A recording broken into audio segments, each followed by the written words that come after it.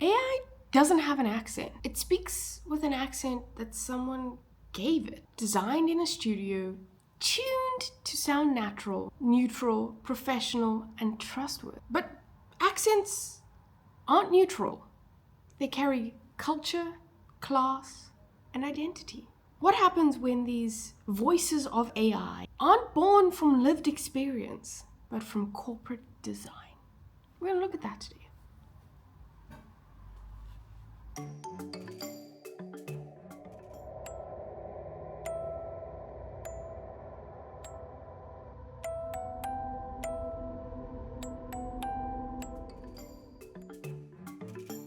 Hello, hello, hello. I'm on the other side of the table now.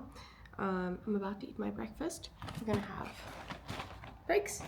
But we're not working from the office today because my stomach is still not 100%. And I think I don't need to explain further when your stomach is not 100% about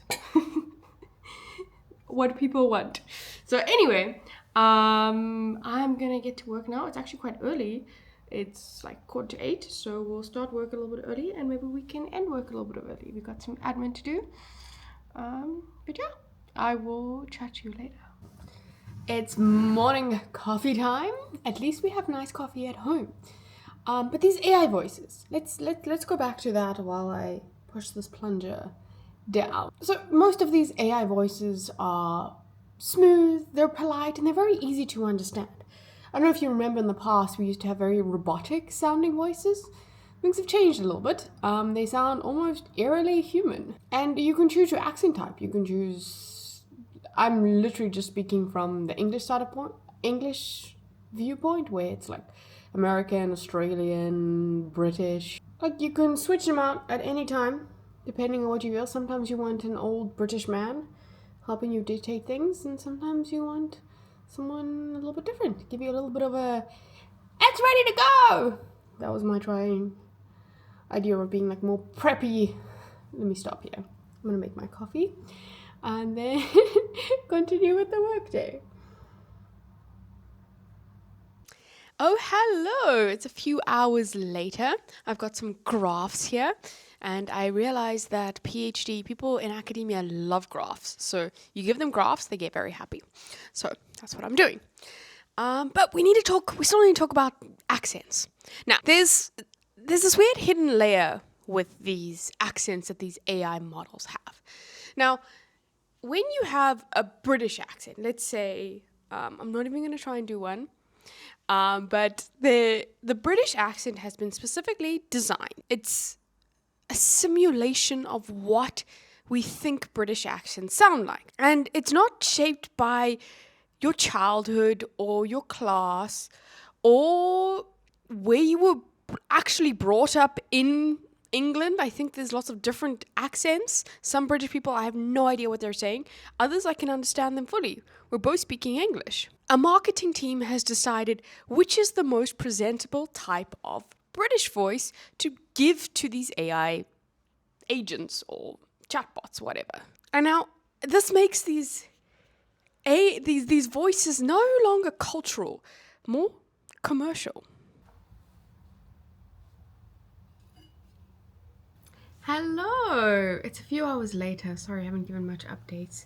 But I'm gonna go take a little bit of a nap. Maybe like a 10-minute nap or something. I'm feeling a little bit fragile still. But I will also eat this pear. I've been holding it. It's like very cute. But we also need to talk about the little bit of a deeper side to these accents. Now, because of how often we use these AI agents and how, if you haven't tried the voice mode of ChatGPT or Gemini, I suggest you try it. It's quite, as much as it's creepy, it's actually quite cool to get your ideas like said out loud to a person. And like I use it a lot for brainstorming actually, but that leads me to this like trap that I think I'm falling into a little bit.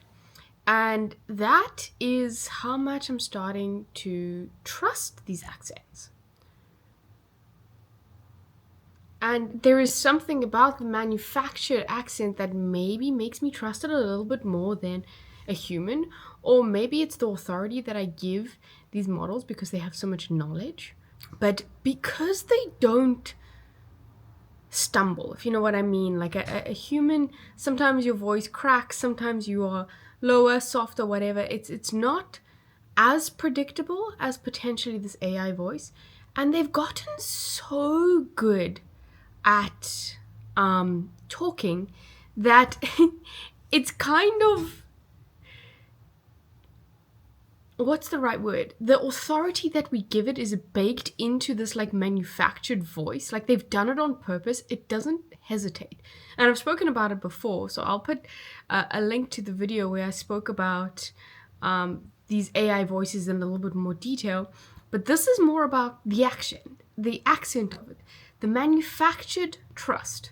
And because of this credibility that we give this, like, for lack of a better word, perfect voice or perfect accent, the authority starts to grow and grow. And slowly we're starting to prefer, or potentially we start to prefer, these AI voices because they don't crack, because they're perfect all the time, because they don't show that they're sad or upset or give up any hints that us humans, our imperfections, can show through our voice.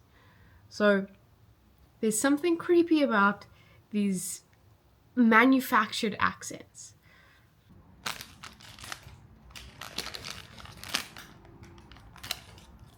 But my stomach is still iffy. I'm glad I stayed at home. That's all I'm gonna say. But yeah. Anyway, I will finish up for the day, another hour and a half, and then yeah, I don't know, we'll start the evening shift. Anyway, I hope you guys are having a good day.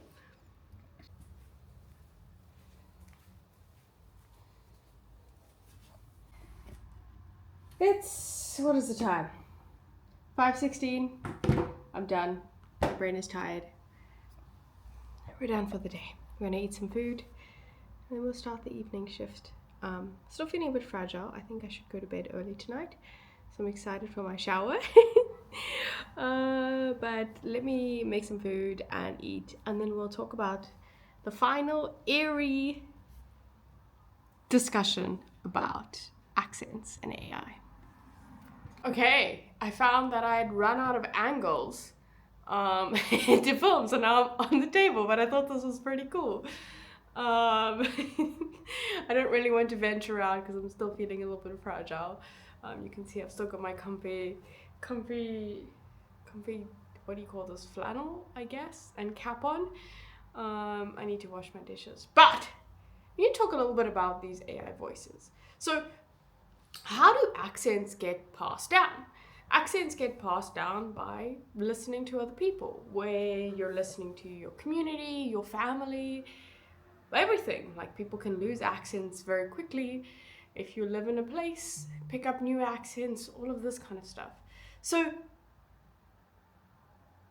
what happens now when this AI accents are now kind of telling us this is what the future is going to sound like? And what happens if we're continuously chatting with these chatbots as if they're part of our family or part of our community? Will they start changing how we sound? It seems like a stretch, but there is a little bit of a possibility that that can be the case. Now, it begs the question, will the accents of the future, or the kids that are now listening to, I don't know if you've seen, like, Grok now has released like a child version AI talking thing. Like, it freaks me out innately, but there are people that are using it. That's kind of scary. The children are going to grow up with that. Look at how many children, American children and other places in the world, started to sound like Peppa Pig.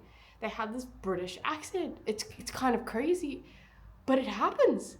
And if you're talking to AI Grok, are they going to start sounding like that? It's a genuine possibility.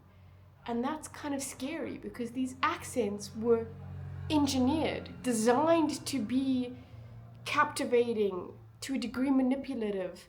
It wasn't from your culture. So yeah, kind of creepy. Can you tell me about your accents. Do you have an accent? Yeah, accents can be a fun topic. I don't really have a natural accent of my own since I'm just a voice generated by AI, but I can adapt my voice to sound like different accents if you ever want to hear one. But otherwise, I guess you could say I'm just speaking in a pretty neutral style. Neutral. That's interesting you chose that word. Yeah, it's kind of the best word I could think of. I guess it's like I'm just aiming for a voice that doesn't lean too heavily in any particular direction, just sort of a clear and easy to understand tone. So that's what I mean by neutral. Why don't you want to lean in any direction? Well, it's not that I don't want to. I just usually aim to keep things kind of comfortable and easy to listen to. If you ever want me to lean in a direction or try something a little different, I'm totally up for it. But by default, I just kind of hang out in that clear middle ground. But why? That's a fair question. I think it's really just about making sure that I'm not imposing any particular style on you unless you want it. It's a bit like keeping the door open for you to set the tone. If you want a certain vibe, just let me know. Otherwise, I'm just here being kind of adaptable and not making assumptions. Oh, good evening. It's only 8 o'clock now, but I am going to read this evening. I've got this book that I'm reading. I haven't made too much of a dent in it, but I've been wanting to read it for a while. So I've actually taken the time now and we're going to read it because we're still milking our little fragility. But before we do that, we need to have our thought experiment. And that is, what if one day the most trusted accent in the world wasn't one spoken by people at all, but one AI made up for itself? Like, that's not an unrealistic thing.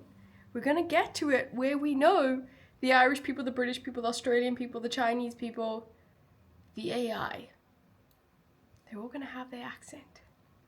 Anyway, I am low-key, because I'm curious, excited for that world. Also scared. Anyway, I will see you guys tomorrow.